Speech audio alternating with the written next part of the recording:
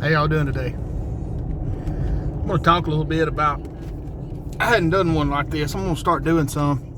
I've been to a lot of concerts in my life. I'm talking about a lot of them. And I'm going to start talking about different ones the best I can remember. I started going to concerts in 1986, I believe, was my first concert. And boy, did I have a first concert. Because my very first concert was Ozzy Osbourne Ultimate Sin Tour, and Metallica opened for him on the Master of Puppets tour. But anyway, today I want to talk about, I'm going to come back and get the one about Ozzy. But today I want to talk about one I went to. It was, I believe it was, according to Google, it was July 27th of 1990. Not sure that's completely accurate, but that's what it says. I know it was around 90. It was before me and my wife met. We didn't meet till right at the beginning of 91, the end of 90. And so anyway,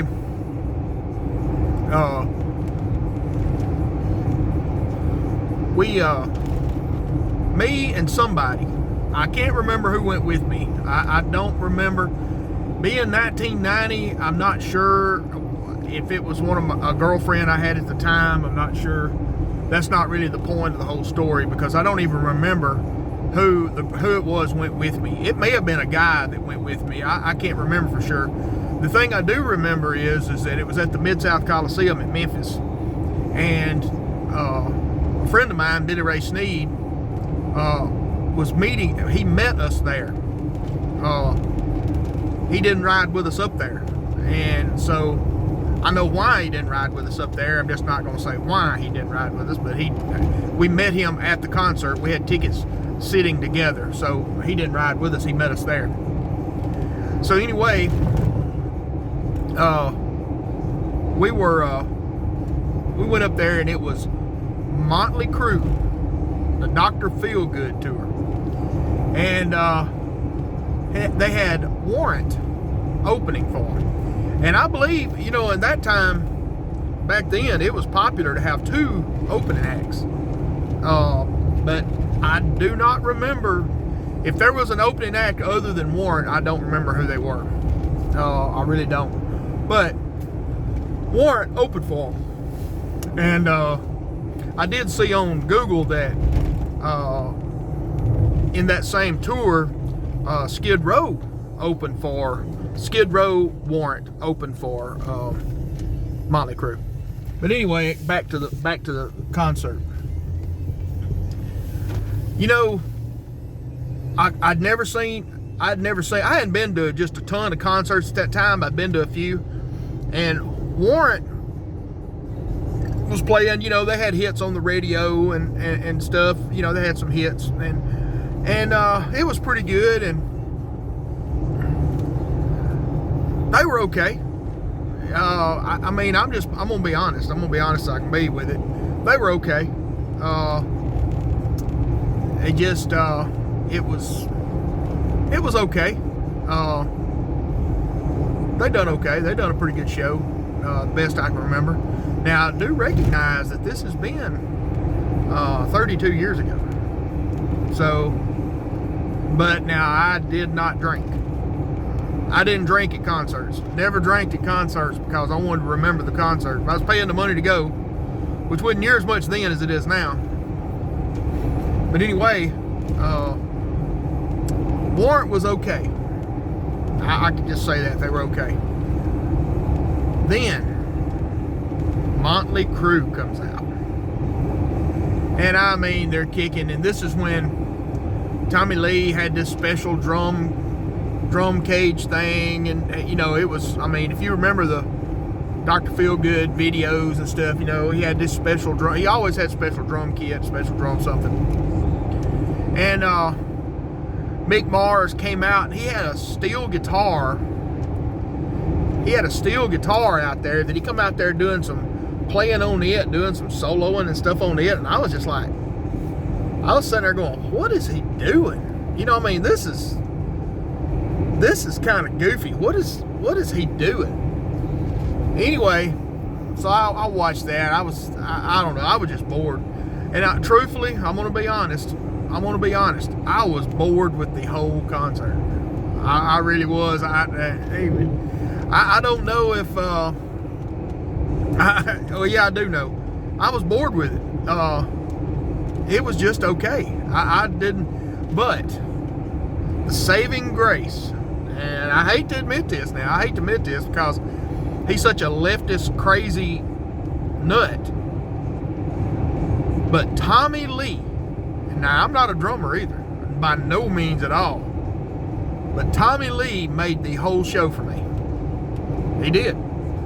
How did he do that, you ask? Or maybe you didn't, I'm just going to tell you. How he made the show for me was he had this platform with some electronic drums on it. It was just a C-shaped coyote. It was like a C-shaped thing with him setting up in the C part, if you understand what I'm talking about. And they raised him up to the very top of the Mid-South Coliseum. Now, he didn't have nothing under him except his seat that he was sitting on. And he had a set of electronic drums. They raised him to the very top of the Mid-South Coliseum. Now, I'm going to tell you something. Sitting there where I was sitting, it looked like he was 100 feet in the air. Now, I'm not sure exactly how tall it is. I'm not exactly sure it's 100 feet, but it's a long way. Way farther than you'd ever drug me. But they carry him out, away from the stage and out over the crowd at the top, and he plays along with some soundtracks and stuff, and does some drum soloing and stuff, out above the whole crowd, that high in the air, man. I'm just like, dang. You know, it was impressive. It was very impressive. Out of the whole concert.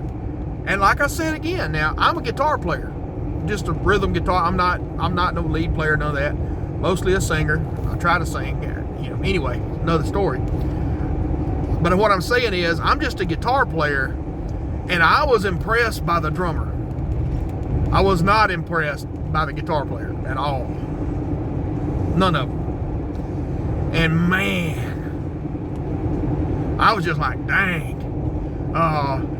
Then he comes back. They bring him back, and they bring him over the stage. Now, I'm not kidding. This blows me away. They have a rope, like a big weave rope, and it has a loop on the bottom of it. He steps his foot into that rope, and he steps off that drum platform and drops straight to the stage. I'm talking about fast. I'm not talking about they didn't ease him down. I'm talking about he fell quick and stopped just like a foot off the stage. And he stepped out of that rope, and the crowd just went freaking crazy, man. I'm talking about the crowd went crazy. And I was just like, I was blown away that he had, well, I have to admit, part of the blowing me away is that I have a fear of heights. I'm not comfortable with heights at all. They give me the willies. So, I mean, I'm uncomfortable with heights. And to see somebody do what he done from heights that he was doing, it was just amazing. I mean, it was totally amazing. I was so impressed with it. And, you know, at the time, I didn't know about how he was. You know, in that day, you didn't know what left wing and right wing. You didn't understand. You didn't know any of that stuff. You know why? Because the morality stance that the conservatives and the right wings tries to have now, that stance of conservatism, was on both sides of the aisle then.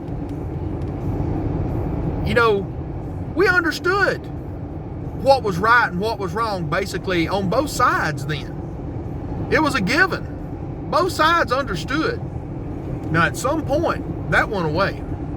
But the concert will be forever embedded in my mind. And if you don't believe me, you can ask Mr. Billy Ray Sneaky.